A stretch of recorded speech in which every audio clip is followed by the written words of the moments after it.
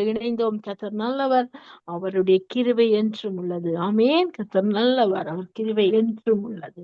இன்றைக்கல்ல, நேற்றல்ல, என்றும் உள்ள, நாளை மாத்திரமல்ல, என்றும் உள்ளது. ஆமென். அப்படியாக என்றும் உள்ள கிருபையை நாடி எப்பொழுதும் கர்த்தரை ஸ்தோத்தரித்து அவருடைய சமூகத்தை நாடுவோம், எக்காலத்திலும் ஸ்தோத்தரிப்போம். கர்த்தர் நாமம் ஒன்றே மகிமைப்படுவதாக. நாங்கள் வார்த்தையின் வெளிச்சத்தோடு இணைந்திருக்கிறோம். வெளிச்சத்திலே வெளிச்சத்தை கண்டு கொண்டிருக்கிறோம். அடுத்ததாக எங்களோட வார்த்தையின் வெளிச்சத்தோடு எங்களோட பாஸ்டர் அண்ணன் ராசனாய் அவர்கள் இணைப்பில் இருக்கிறார்கள். இணைப்பிற்கும் பாஸ்டரை அழைப்புகள் கொண்டு வந்து நாங்கள் வார்த்தையின் வெளிச்சத்தை காண்போம். Pastor. Praise the Lord, சுபாவிலங்கோ. Praise the Lord, நேயர்களே. பாஸ்டர். கர்த்தராகிய இயேசு கிறிஸ்துவின் நாமத்தினாலே வார்த்தையின் வெளிச்சத்தின் பகுதியில் உங்களை நான் வாழ்த்தி வரவேற்கின்றேன் பாஸ்டர். வெளிச்சத்தை காணாமலாய் இருக்கிறோம் பாஸ்டர், எடுத்து வாருங்கள். ஆமென். நாங்கள் இன்றைக்கு இந்த மதங்களில் உள்ள தேவர்களை ஒரு நாள் எங்களுடைய ஒன்றான மெய்த்தேவன் கண்டிக்கிறவராயிருக்கிறார். மனம் திரும்பி விட வேண்டும் மதங்களில் வாழ்கிறவர்கள் என்பதை பற்றி நாங்கள் பார்க்க போகிறோம். ஒரு ஜெபத்துடன் ஆரம்பிப்போம். கிருபையும் இரக்கமும் பரிசுத்தமும் நிறைந்த எங்கள் அன்பு தகப்பனே, இன்றைக்கு அறியாமல் வாழுகிற இந்த மதங்களில் வாழுகிற மக்களுக்காக ஜெபிக்கிறோம். நீர் ஒருவரே ஒன்றான மெய்த்தேவன் என்பதையும் நீர் அனுப்பினவராகிய இயேசு கிறிஸ்துவையும் இந்த மதங்களில் உள்ள மக்கள் இந்த கடைசி காலத்தில் அறிந்து கொள்ள இந்த சிலை வணக்கங்கள் தேவர்களின் வணக்கங்களை விட்டு ஆவியானவரே இந்த மதங்களில் உள்ள ஒவ்வொரு மக்களும் விசேடமாக தமிழ் மக்கள் இந்த நாடுகளில் வாழ்ந்தாலும் அறியாமல் இந்த மெய்யான தேவனை அறிந்தும் அறியாமல் வாழ்ந்து கொண்டிருக்கிறார்கள். அவர்கள் இந்த காலத்தில மனம் திரும்பி ஒன்றான மெய்த்தேவனிடத்துல வர அந்த தேவர்களின் வணக்கங்களை விட்டுவிட நீர் உதவி செய்வீராக. பல மக்களை உம்முடைய ராஜ்யத்துல இழுத்துக் கொள்வீராக. துதி கன மகிமை ஒன்றான மெய்த்தேவனாகிய உமக்கை செலுத்தி ஆண்டவரின் இரட்சகருமாகிய இயேசு கிறிஸ்துவின் நாமத்தில் ஒவ்வொருவரையும் ஆசீர்வதித்து ஜெபிக்கிறேன். எங்களை எப்பொழுது நேசிக்கிறேன் நல்ல பிதாவே, ஆமேன். நாங்கள் இன்றைக்கு யாத்திராகமம் 12ஆம் அதிகாரம் 12வது வசனத்துல பார்க்கும் பொழுது பாருங்கள், இஸ்ரவேல் ஜனங்கள் எகிப்தில அடிமைகளாக இருந்தார்கள். அடிமைகளாக இருக்கும் பொழுது அந்த அந்த பார்வோன் ராஜா ஒரு சிலை வணக்கம் உள்ளவனாக, சூரியனை நதியை ஆராதனை செய்கிறவனாக இருந்தான். ஒரு சிலை வணக்கங்கள், விக்கிர ஆராதனை வழக்கங்கள், அது ஒன்றான தேவன் தெரிந்து கொண்டவர் தான் ஆபிரகாம். இந்த ஆபிரகாமுக்கு தேவன் சொல்லும் பொழுது, உன்னுடைய ஜனங்கள், உன்னுடைய சந்ததி 400 வருடங்கள் அடிமைகளாக இருப்பார்கள், அதன் பின்பு நான் அவர்களை விடுதலையாக்குவேன். பாருங்கள், அந்த ஆபிரகாமின் சந்ததி, அந்த ஒன்றான மெய்த்தேவன் தெரிந்து கொண்ட சந்ததி 400 வருடங்கள் அடிமைகளாக அந்த மத வழிபாடுகளுக்குள்ள, சிலை வழிபாடுகளுக்குள்ள, அத்தோடு அவர்கள் வேலை செய்வதில்லை. அந்த அடிமைப்படுத்தின அந்த மத பார்வோனின் அரசனுக்கு அவர்கள் அடிமைகளாக வாழ்ந்து வந்தார்கள். அவர்கள் தேவன் எல்லாவற்றையும் ஒரு நோக்கத்தோடு செய்கிறார்.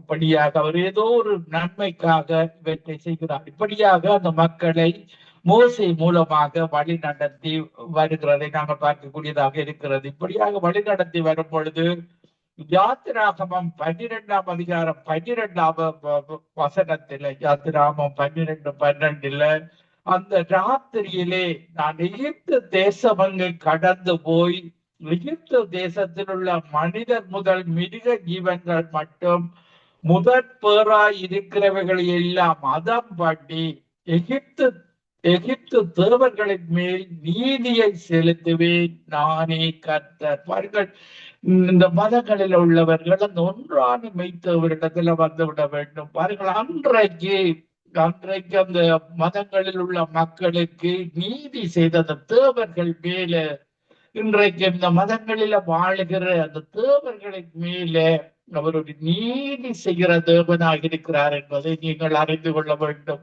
பாருங்கள், அவர் நீதி செய்யும் பொழுது பாருங்கள், இந்த மன்னிப்பை எதிர்பார்க்க முடியாது. ஏனென்றால் தவறு செய்தவர்களுக்கு ஒரு தண்டனை கொடுக்கிற நேரத்தை, காலத்தை அவர் வைத்திருக்கிறார். இன்றைய காலத்தில் நாங்கள் பார்ப்போமாக இருந்தால் பாருங்கள், கிறிஸ்டியனுக்கு எதிராக பல மதங்களில தேவர்களின் வணக்கங்களை செய்கிறவர்கள் கிறிஸ்தவர்களுக்கு எதிராகத்தான் செயற்படுகிறார்கள். நைஜீரியாவில் பார்க்கும் பொழுது பாருங்கள், முஸ்லிம் இப்படியான பயங்கரவாதிகள் கிறிஸ்தவர்களுக்கு எதிராக அவர்களை கொலை செய்கிறவர்களாக இருக்கிறார்கள். பாருங்கள், ராம் பாருங்கள், கிறிஸ்தவர்களுக்காக குரல் கொடுக்கிறவராக இருக்கிறார். இந்திய தேசத்திலேயும் பாருங்கள், இந்த கிறிஸ்துமஸ் கொண்டாட்டத்தின் போது சில இந்தியாவின் நோர்த் பிரதேசங்களில அந்த அந்த தெரு விளக்குகளை, அந்த டெக்கரேஷன்களை துன்பப்படுத்தி அந்த சபையை துன்பப்படுத்தினதை பாருங்கள், இந்து தீவிரவாதிகளால கிறிஸ்தவர்கள் தாக்கப்படுகிறார்கள். முஸ்லிம் தீவிரவாதிகளால கிறிஸ்தவர்கள் தாக்கப்படுகிறார்கள். பாருங்கள், புத்திஸ்டும் இப்படியாக இந்த இந்த விக்கிர ஆராதனை உள்ளவர்களாக, தேவர்களின் வணக்கம் உள்ளவர்களாக இருக்கிறார்கள். பாருங்கள், இப்படியாக சவுத் கொரியா தேசம் கிறிஸ்தவ நாடாக மாறினதை நாங்கள் பார்க்கக்கூடியதாக இருக்கிறது. பாருங்கள், இவர்களுக்காக நாங்கள் ஜெபித்துக் கொள்ள வேண்டும். அவர்கள் மனம் திரும்ப வேண்டும். இஸ்ரவேல் ஜனங்கள் கூட பாருங்கள், அந்த ஜனங்களில் தேவனுடைய சந்ததி, ஆபிரகாமின் சந்ததி, அந்த ஜனங்கள் கூட இயேசுவை அவர்கள் ஏற்றுக்கொள்வதில்லை. ஆனாலும் அவர்களில தேவன் ஒரு இரக்கம் வைத்திருக்கிறார். அவர்களை அவர் அழைத்த தேவன். அவர்கள் தவறான வழியில போனாலும் அவர்களை ஒரு நாள் அவர்களுடைய மனதை, யாக்கோபின் தேவனை அறிகிற அறிவை அவர் கொடுக்கிற தேவனாக இருக்கிறார். அன்று அழைத்த தேவன் அவருடைய ராஜ்யத்தில அவர் தெரிந்து கொண்ட ஆபிரகாமின் சந்ததியின் நிமித்தம் அவர்களை மீண்டும் அவர் அழைத்துக் கொள்ளுகிற தேவனாக அவர் இருக்கிறார். பாருங்கள், நாங்கள் யாத்திராகமம் 15ஆம் அதிகாரம் 11வது வசனத்தில நாங்கள் பார்க்கும் பொழுது, கர்த்தாவே, தேவர்களில் உமக்கு ஒப்பானவர் யார்? பரிசுத்தத்தில் மகத்துவம் உள்ளவரும் துதிகளில்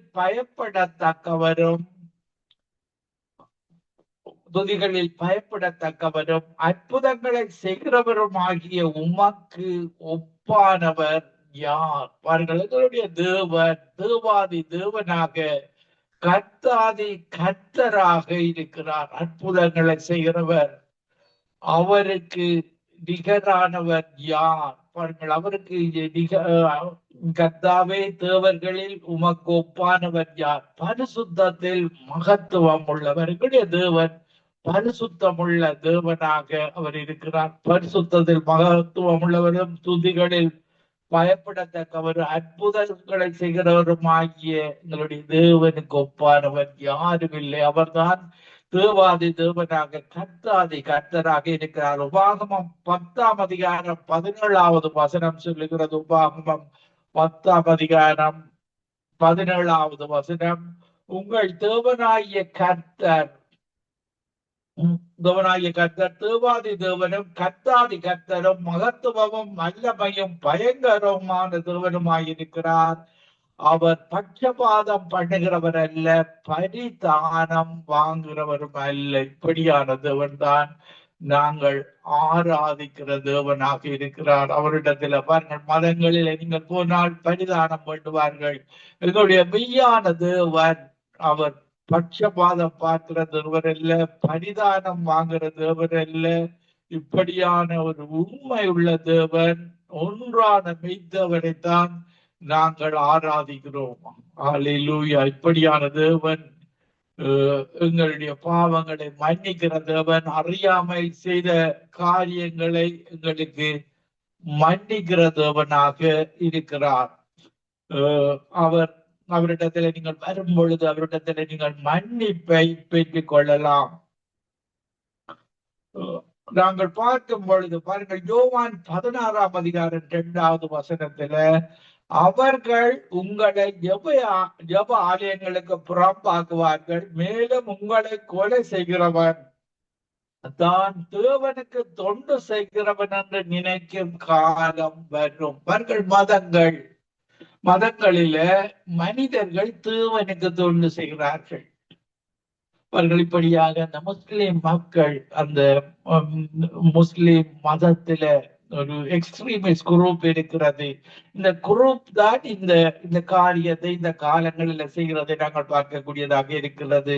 அவர்கள் நினைக்கிறார்கள் தங்களுடைய தேவனுக்கு தாங்கள் தொண்டு செய்கிறோம் என்று சொல்லி கிறிஸ்தவர்களை கொலை செய்கிறார்கள். அவர்கள் இப்படி ஒரு தவறான காரியத்துக்கூடாக பிசாசு அந்த மக்களை நரகத்துக்கு இழுத்து செல்வதை நாங்கள் பார்க்கக்கூடியதாக இருக்கிறது. எங்களுடைய தேவன் அன்புள்ள தேவனாக, அவருடைய கொள்கை அன்பாக இருக்கிறது. அன்பை நாங்கள் மற்றவர்களிடத்தில் அன்பை காட்ட வேண்டும் என்று விரும்புகிற தேவன் தான் எங்களுடைய தேவன். பாருங்கள், இஸ்ரவேல் ஜனங்கள் இன்றைக்கு அவர்கள் இயேசுவை அறியாமல் இருக்கலாம். ஆனால் ஒரு நாள் இந்த முஸ்லிம் மக்கள், இஸ்ரவேல் மக்கள் எல்லாரும் இயேசுவிடத்தில் வருவார்கள் என்று வேதாகமத்தில் குறிப்பிடப்பட்டுள்ளது.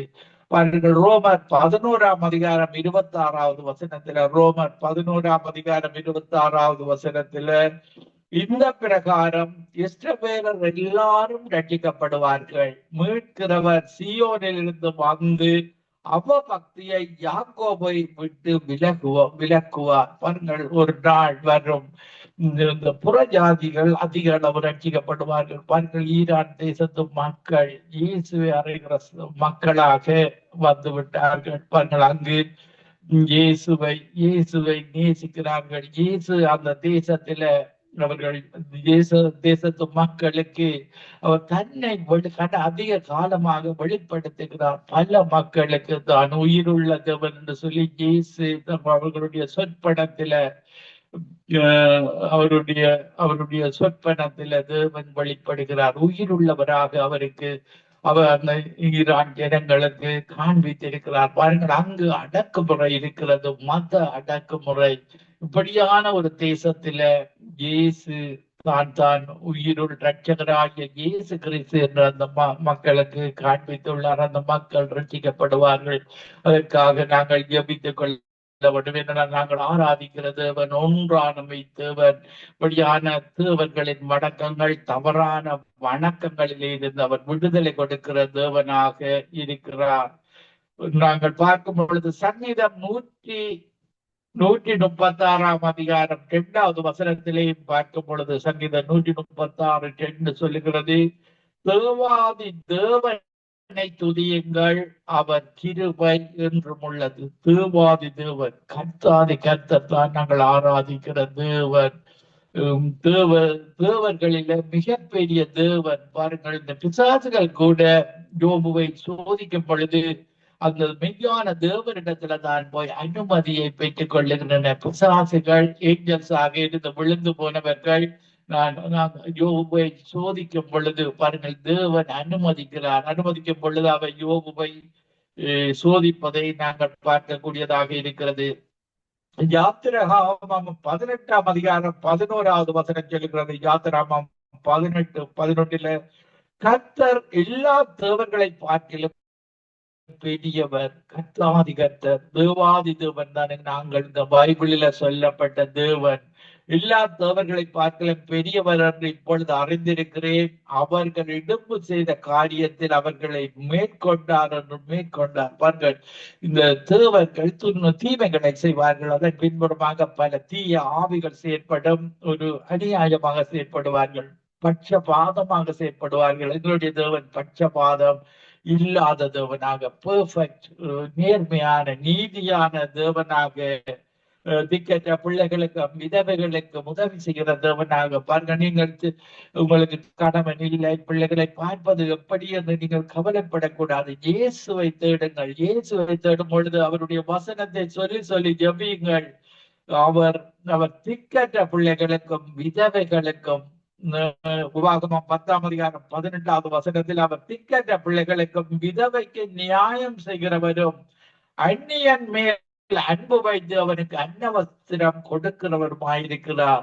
இயேசுவிடத்தில் நீங்கள் ஜெபிக்க வேண்டும். இயேசுவின் நாமத்தில் நீர் உயிருள்ள தேவன், உண்மை உள்ள தேவன், திக்கற்ற பிள்ளைகளின் விதவைகளின் தேவன் நீர். உங்களுக்கு கணவர் இல்லை, இப்படியாக துன்பத்தில் வாழுகிறோம். நீங்கள் வாழுகிற ஒவ்வொருவரும் இயேசுவை தேட கற்றுக்கொள்ள வேண்டும். இயேசு உங்களுடைய உணவு தேவைகளை நாங்கள் மத்திய 6:33 இருக்கிறது. பரலோக ராஜ்யத்தையும் நீதியை தேடுங்கள், மிகுதி எல்லாம் கூட கொடுக்கப்படும். பாருங்கள், நீங்கள் தேவர்கள் வணக்கங்களை செய்யக்கூடாது. இப்படி விக்கிர ஆராதனைகளில அந்த மக்கள் உங்களை கீழ்மைப்படுத்துவார்கள். இயேசு உங்களை உயர்த்துகிறவராக இருக்கிறார். பாருங்கள், யாத்திராகமம் 20:3 தேவன் சொல்லுகிறார், அன்றி உனக்கு வேற தேவர்களை உண்டாயிருக்க வேண்டாம்.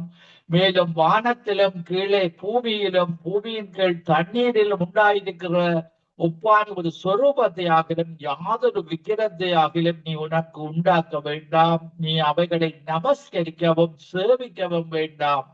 உன் தேவனாகிய கர்த்தராயிருக்கிற நான் எரிச்சல் உள்ள தேவனாய் இருந்து என்னை பகைக்கிறவர்களை குறித்து பிதாக்களுடைய அக்கிரமத்தை பிள்ளைகளிடத்தில் 3ஆம் 4ஆம் தலைமுறை மட்டும் விசாரிக்கிறவராயிருக்கிறார்.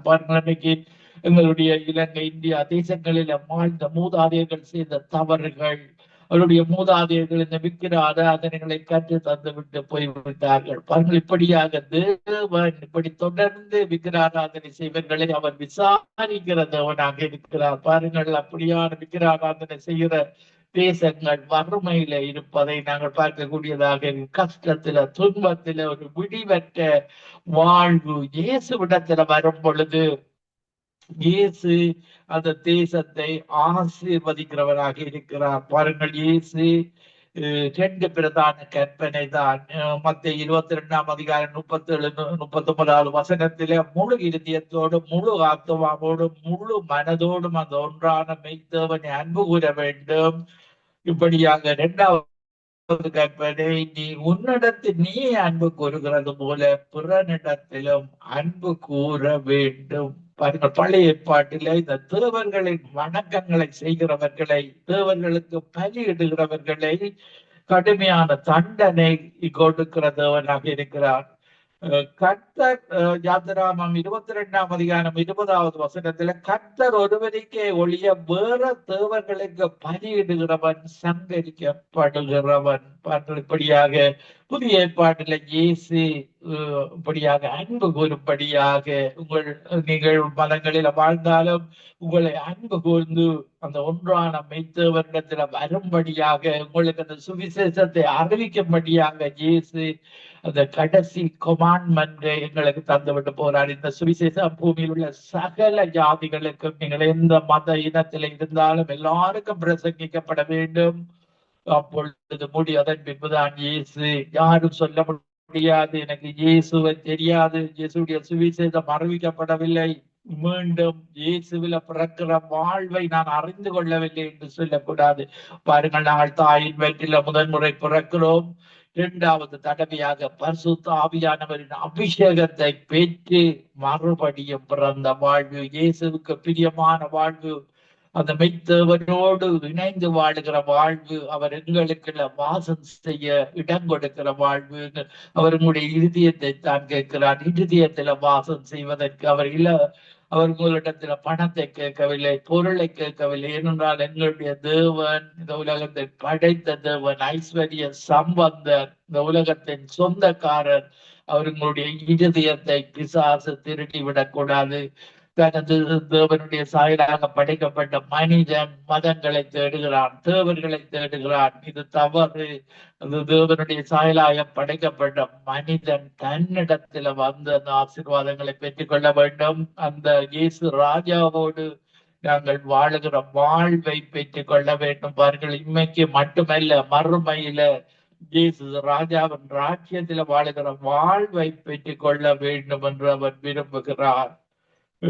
நாங்கள் யாத்திராகமம் 23:31 பாருங்கள், சிவந்த சமுத்திரம் தொடங்கி பெலிஸ்தியரின் சமுத்திரம் வரைக்கும், வனாந்திரம் தொடங்கி நதி வரைக்கும் உன் எல்லையா இருக்கும்படி செய்வேன். நான் அந்த தேசத்தின் குடிகளை உங்கள் கையில் ஒப்பு கொடுப்பேன். நீ அவர்களை முன்னின்று துரத்தி விடுவாய். யாத்திராமம் 23 32 வசனத்திலே, அவர்களோடும் அவர்கள் தேவர்களோடு நீ உடன்படிக்கை பண்ணாதிருப்பாயாக. தேவனுடைய இயேசு கிறிஸ்துடைய பரிசுத்த ஆவியை பெற்ற எந்த மனிதனும் இந்த மதங்களோடையும் உடன்படிக்கை செய்ய மாட்டான். ஏனென்றால் அந்த மதங்கள் தவறான மதங்களாக, தேவர்களின் வணக்கமாக, ஒன்றான மெய்த்தேவனுக்கு பிரியமில்லாத காரியங்களை இந்த மதங்களில் செய்கிறார்கள். பிசாசின் கிரிகைகள், தவறான கிரிகைகள்,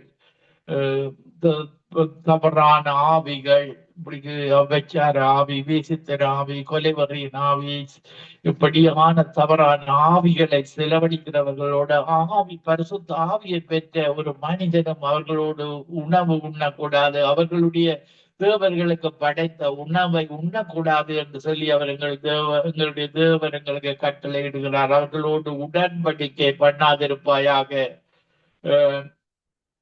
யாத்திராமம் 23 33 வசனத்திலும், அவர்கள் உன்னை எனக்கு விரோதமாக பாவம் செய்ய பண்ணாதபடிக்கு உன் தேசத்திலே குடியிருக்க வேண்டாம். நீ அவர்கள் தேவர்களை சேவித்தால் அது உனக்கு கண்ணியாக இருக்கும். ஆவியை பெற்ற பரிசுத்த ஆவிதான் எங்களுடைய ஒன்றான மெய்த்தவனுடைய ஆவி. அந்த ஆவியை பெற்ற ஒரு மனிதனும் அந்த தேவர்களின் வணக்கங்களில நாங்கள் பங்கு கொள்ளக்கூடாது. இது கடைசி காலமாக இருக்கிறது. இந்த காலத்தில அந்த ஒன்றான மெய்த்தவனிடத்துல எல்லாரும் வர வேண்டும். ரட்சகர் இயேசு என்பதை எல்லாரும் அறிந்து கொள்ள வேண்டும். அவர் உங்களை அழைக்கிறதவனாக இருக்கிறார். நாங்கள் பார்க்கும் பொழுது யாத்திராமம் 23 அதிகாரம் 25 வசனத்தில், உங்கள் தேவனாகிய கர்த்தரையே சேவிக்க கடவீர்கள். அவர் உன் அப்பத்தையும் உன் தண்ணீரையும் ஆசீர்வதிப்பார். வியாதியை உன்னிலிருந்து விலக்குவார். வியாதியை நீக்கிற தேவன், எங்களுடைய உணவை தண்ணீரை ஆசீர்வதிக்கிற தேவன். பாருங்கள், எங்களுடைய தேவன் தான் மழையை வர்ஷிக்கப்படுகிற தேவன். பரலோகத்திலே இருந்து மழையை இந்த உலகத்துக்கு வந்தால்தான் இந்த உலகம் ஆசீர்வாதமாக வாழும். இப்படியாக அன்றைக்கு அந்த மத வழிபாடுகள் உள்ள தேவர்களின் வணக்கத்திலே இருந்த மக்களுக்கு தேவன் நீதி செய்து, பாருங்கள், அவர்கள் 400 வருடங்கள் அடிமைகளாக இருந்த பின்பு அவர்களுக்கு அப்படி அடிமைப்படுத்தின மத மக்களை நீதி செய்து அவர்களுக்கு அந்த கானான் தேசத்தை கொடுத்ததை நாங்கள் பார்க்கக்கூடியதாக இருக்கிறது. அவர் நீதியுள்ள தேவன். யாத்திராமம் 34 அதிகாரம் 14 வசனத்திலே, கர்த்தருடைய நாமம் எரிச்சல் உள்ளவர் என்பது அவர் எரிச்சல் உள்ள தேவனை ஆகியால் அந்நிய தேவனை நீ பணிந்து கொள்ள வேண்டாம். இந்த மனிதர்களுடைய கைவேலையினால் உருவாக்கப்பட்ட தேவன்களை நீங்கள் பழிந்து கொள்ளக்கூடாது. யாத்திராமம் 34 அதிகாரம் 15 வசனத்திலேயும், அந்த தேசத்தின் குடிகளோட உடன்படிக்கை பண்ணுவாயானால் அவர்கள் தங்கள் தேவர்களை சோர மார்க்கமாய் பின்பற்றி தங்களுடைய தேவர்களுக்கு பலியிடுவார்கள். ஒருவன் உன்னை அழைக்கையில் நீ போய் அவன் பலியிட்டதை புசிப்பாய். பாருங்கள், தேவனுக்கு பிரியமில்லாத தேவனுடைய பந்தியிலையும் பிசாசின் பந்தியிலே நாங்கள் உட்காரக்கூடாது. இது எங்களுடைய ஒன்றான மெய்த்தவனுடைய கட்டளையாக இருக்கிறது. பாருங்கள், அவர்கள் பிசாசுக்கு பலியிடுகிறார்கள். பாருங்கள், சிறந்தவர்களுக்கு அவர்கள் படைப்பார்கள். அந்த படைப்பை அவர்கள் எல்லாருக்கும் கொடுப்பார்கள். இப்படியான பந்தியில நாங்கள் கலந்து கொள்ளக்கூடாது என்று தேவன் எங்களுக்கு கற்று தந்திருக்கிறார். பாருங்கள், எங்களுடைய தேவன் மெய்யான தேவன்.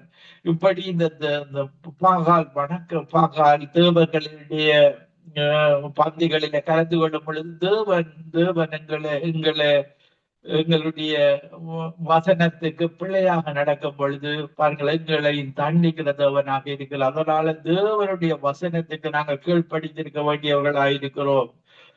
25 அதிகாரம் 3 வசனத்தில, இப்படி இஸ்ரவேலர் பாகால் பேயோரை பற்றி கொண்டார்கள். அதனால் இஸ்ரவேல் மேல் கர்த்தருடைய கோபம் கொண்டது. பாருங்கள், இஸ்ரவேல் ஜனங்கள் ஆபிரகாமின் சந்ததியாக இருந்தாலும் அவர்கள் தவறு செய்யும் பொழுது அந்த நாங்க 25:3 பாகேல் பேயோரை பெற்றுக் கொள்ளும் பொழுது இப்படியான ஆவிகளை, பாருங்கள், அவர்கள் இருந்த இடத்தில் இருந்த தேவர்களை பற்றி கொள்ளும் பொழுது தேவன் அந்த இஸ்ரவேல் மக்களில அந்த பற்றி கொண்ட மக்கள் மேல கோபம் உண்டவராக இருந்ததை நாங்கள் பார்க்கக்கூடிய அதனால இந்த கடைசி காலத்தில் வாழ்கிற கிறிஸ்தவர்கள் ஆவியோடும் உண்மையோடும் அந்த ஒன்றான மெய்த்தவனை தேடிக்கொள்ள வேண்டும். அவர்களுடைய மதங்களையோ அவர்களுடைய தேவர்களையோ அவர்களுடைய தவறான பழக்க வழக்கங்களையோ ஆவியோடு உண்மையோடு தொடர்ந்து கொள்கிற கிறிஸ்தவர்கள் அவர்கள் அந்த காரியங்களில் ஈடுபடக்கூடாது என்று தேவன் எச்சரிக்கிறார். இப்படியான தேவன் தான் எங்களுடைய தேவன். உபாகமம் 11:16 வசனத்துல உங்கள் இருதயம் வஞ்சிக்கப்படாமல் நீங்கள் வழி விலகி அந்நிய தேவர்களை சேவித்து அவர்களை நமஸ்கரியாமலும் இருக்கும்படி எச்சரிக்கையாயிருக்கும்படி எங்களுக்கு கற்று தருகிறார். பாருங்கள், இப்படி இந்த தேவர்கள் வணக்கங்களுக்கு போகும் பொழுது அந்த மக்களுக்கு வறுமை வரும், சாபம் வரும். அந்த சாபம் 3ஆம் 4ஆம் தலைமுறைக்கு தொடரும். இன்னைக்கு தமிழ் மக்கள் பாருங்கள், இப்படியான மத வழிபாடுகள்ல தொடர்ந்து வாழும் பொழுது அந்த சந்ததி ஒரு சாபமுள்ள சந்ததியாக வருகின்றது. உபாகமம் 11:28 வசனத்துல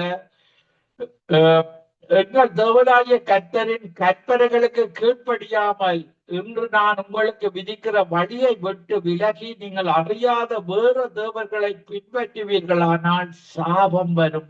இன்றைக்கு பல கொலைகளுக்கு காரணம், பல மரணங்களுக்கு காரணம், இலங்கை தேசத்தில மறுபடியும் பஞ்சங்கள் வறுமைகள் வருவதற்கு காரணம் இந்த தேவர்களின் வணக்கங்கள், பாவ காரியங்களாக இருக்கிறது. இதிலே இருந்து விடுதலை தருகிறவர் ஆண்டவராகிய இயேசு கிறிஸ்துவை ஆண்டிக் கொள்ள வேண்டும். பாருங்கள், உபாகமம் 13:1 வசனத்துல உபாகமம் 13:1 வசனத்துல உங்களுக்குள்ளே ஒரு தீர்க்கதரிசி ஆகிலும் சொற்பனக்காரனாகிலும் எழும்பி நீ அறியாத வேறு தேவர்களை பின்பற்றி அவர்களை சேவிப்போம் வாருங்கள் என்று சொல்லி உங்களுக்கு ஒரு அடையாளத்தையும் அற்புதத்தையும் காண்பிப்பேன் என்று குறிப்பா சொன்னாலும் அவன் சொன்ன அடையாளமும் அற்புதமும் நடந்தாலும் அவர்கள் சாத்திரிகள் போகிறது இப்படியான காரியங்களை கேட்டு அவர்கள் சொல்லுகிறது நடந்தாலும் அந்த தீர்க்கதரிசியாகிலும் அந்த சொற்பனக்காரனாகிலும் சொல்லுகிறவர்களை கேளாதிருப்பீர்களாக. இப்படியாக நாங்கள் மெய்யான தேவனுடைய வசனத்தை தான் நாங்கள் நம்ப வேண்டும். உங்கள் தேவனாகிய கர்த்தரிடத்தில் நீங்கள் உங்கள் முழு இருதயத்தோடும் உங்கள் முழு ஆத்மாவோடும் முழு பலத்தோடும் அன்பு கூறுகிறீர்களா இல்லையா என்று அறியும்படி உங்கள் தேவனாகிய கர்த்தர் உங்களை சோதிக்கிறார். பாருங்க, நீங்கள் இப்படி சாஸ்திரம் சொல்வார்கள் நன்மை வருகிறது என்று, அப்படி தேவர்களின் சாஸ்திரங்களை சொற்பனங்களை நாங்கள் நம்பக்கூடாது என்று தேவனங்களுக்கு கற்று தருகிறார். மெய்யான தேவனைத்தான் நாங்கள் சேவிக்க வேண்டும். யோசுவா 24:15 வசனத்தில கர்த்தரை சேவிக்கிறது உங்கள் பார்வைக்கு ஆகாதது என்று கண்டார். பாருங்கள், யோசுவா இறுதியாக சொல்லுகிறார், அந்த மெய்யான தேவனை நீங்கள் சேவிப்பது உங்களுக்கு ஆகாதது கண்டால் பின்னே யாரை சேவிப்பீர்கள் என்று தெரிந்து கொள்ளுங்கள். நதிக்கு அப்புறத்தில் உள்ள பிதாக்கள் சேவித்த தேவர்களை சேவிப்பீர்களோ? நீங்கள் வாசம் பண்ணுகிற தேசத்து குடிகளாகிய அமோரியரின் தேவர்களை சேவிப்பீர்களோ? நானும் என் வீட்டாரும் போகின்றால் கர்த்தரையே சேவிப்போம்.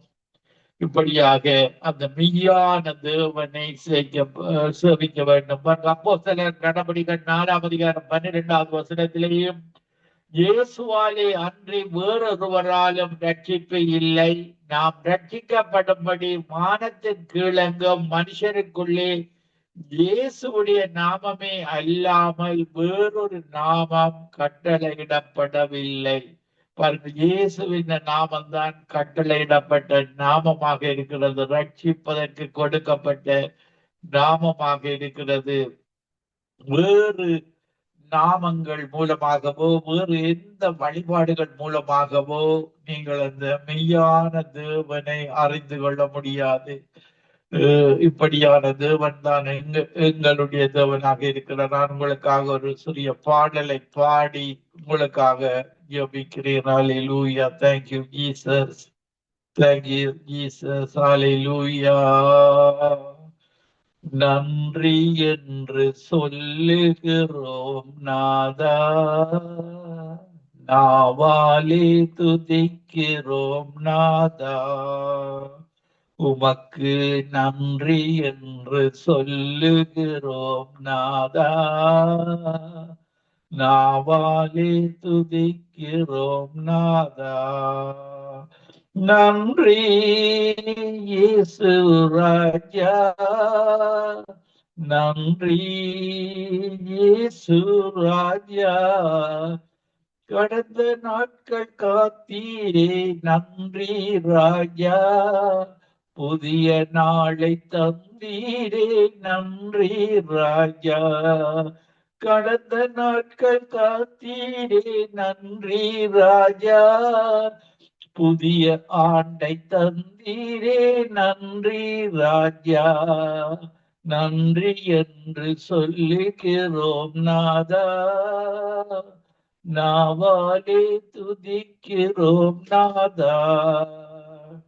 ஆபத்திலே காத்தீரே நன்றி ராஜா, அதிசயம் செய்தீரே நன்றி ராஜா.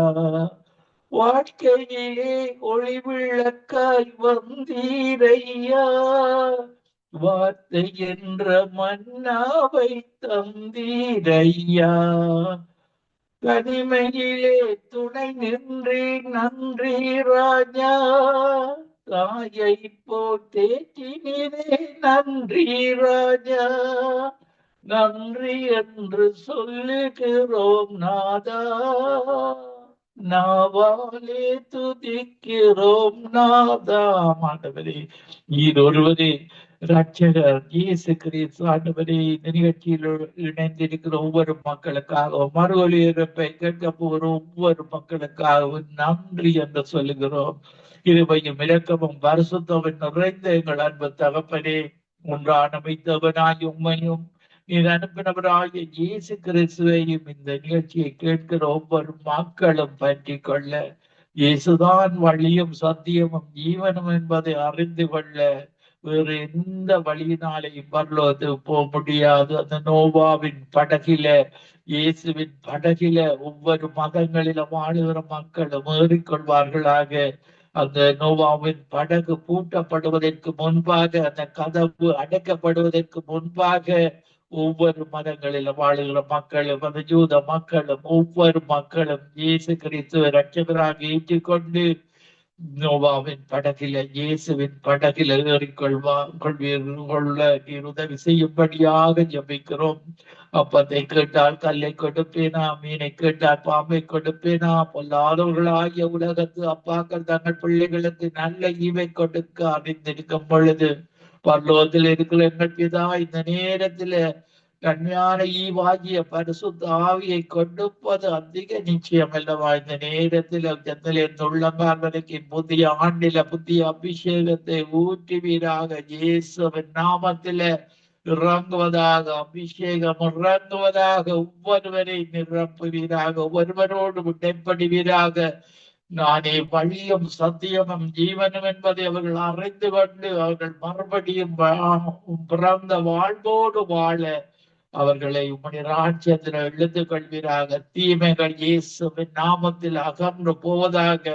இந்த மதங்களில் உள்ள தேவர்களை நீர் ஒரு நாள் தண்டிக்கிற தேவனாக இருக்கிறீர். அந்த தேவர்கள் தண்டிக்கப்படும் பொழுது இந்த மக்கள், அந்த மதத்தில அறியாமல் வாழ்ந்த அந்த மக்கள் தண்டிக்கப்படாதபடி இந்து, முஸ்லிம், புத்திஸ்ட், இப்படியான எல்லா மக்களையும் இயேசுதான் மெய்யான தெய்வம் என்பதை ரட்சிப்பதற்கு கொடுக்கப்பட்ட நாமம் இயேசு நாமம் என்பதை ஒவ்வொரு அறிந்து கொண்டு அந்த பரலோக பாக்கியத்தை பெற்றுக் கொள்வார்களாக. உம்முடைய வசனத்தின்படி இவர்களுக்கு உம்முடைய சுவிசேஷத்தை ஆரம்பித்திருக்கிறேன். நீர் இடைப்படும் ஈரான் தேசத்து மக்களுக்கூடாக இஸ்ரவேல் தேசத்துக்கு பக்கத்தில் உள்ள ஒவ்வொரு நாடுகளில் உள்ள முஸ்லிம் மக்களுக்காக ஜெபிக்கிறோம். அந்த மக்கள் ஒவ்வொருவரும் இயேசுவை இரட்சகராக ஏற்றுக்கொண்டு அந்த நித்திய வாழ்வை பெற்றுக் கொள்வார்களாக. உம்முடைய அதிசயங்கள், அற்புதங்கள் இந்த உலகம் முழுக்க இந்த ஆண்டில பெரிதாக நடைபெற எழுந்து கிறிஸ்தவர்கள் ஆவியின் அபிஷேகத்தை பெற்ற ஒவ்வொரு கிறிஸ்தவர்கள் எழுந்து பிரகாதிக்க கிருபை செய்வீராக. துதிகன மகிமை ஒன்றாக வைத்தவனாகி உமக்கு செலுத்தி ஆண்டவர் என்று சிகரமாகிய இயேசு கிறிஸ்துவின் நாமத்தில் அவருடைய ஆசீர்வதித்து ஜெபிக்கிறேன் நல்ல பிதாவே. ஆமீன், ஆமீன், ஆமீன். ஆமேன், ஆமேன், ஆமேன். நன்றி பாஸ்டர், நன்றி. அருமையான வார்த்தை. வெளிச்சத்தின் பகுதியில நமக்கு வெளிச்சத்தை கற்றுக் கொடுத்தீர்கள், சத்தியத்தின் ஆழத்தை கற்றுக்கொண்டோம், வெளிச்சத்தை பெற்றுக்கொண்டோம். அப்படியாக முதலாவது உன்னுடைய ராஜ்யத்தின் நீதியின் தேடுங்கள், எல்லாம் கொடுக்கப்படும் என்று சொன்னீர்கள். மதத்தை சார்ந்தல்ல, மனம் திரும்புதல், மதம் கடந்தது தேவனுடைய வல்லமை. வல்லமை உள்ள தேவன் வார்த்தையாயிருக்கிறார். அவரை தேடும் பொழுது எல்லாம் எங்களுக்கு கூட கொடுக்கப்படும். இந்த உலகத்தவர்கள் அப்படியாக மதத்துக்குள்ளே விழுந்து பாதாளத்துக்குள் போய்விடாதபடிக்கு மனம் திரும்ப வேண்டும். இவருடைய ஒன்றான மெய்த்தேவனை அறிந்து கொண்டு அவருடைய நித்திய ராஜ்யத்தை அடைய வேண்டும் என்ற அருமையான வார்த்தையின் வெளிச்சத்தில வெளிப்பாடுகளை பெற்றுக்கொண்டோம் சத்தியத்தின் ஆழத்தை. அப்படியாக கற்றுக் கொடுத்த உங்களை, எங்கள் குடும்பத்தை, உங்கள் ஊழியங்கள் எல்லாவற்றையும் கர்த்தர் நிறைவு ஆசீர்வதிப்பாராக. கர்த்தரை சித்தமானால் நாங்கள் இன்னொரு அழைப்பில் சந்திக்கும் வரைக்கும் தேவ சமாதத்தை கூறுகிறோம். நன்றி பாஸ்டர். உங்களை God bless.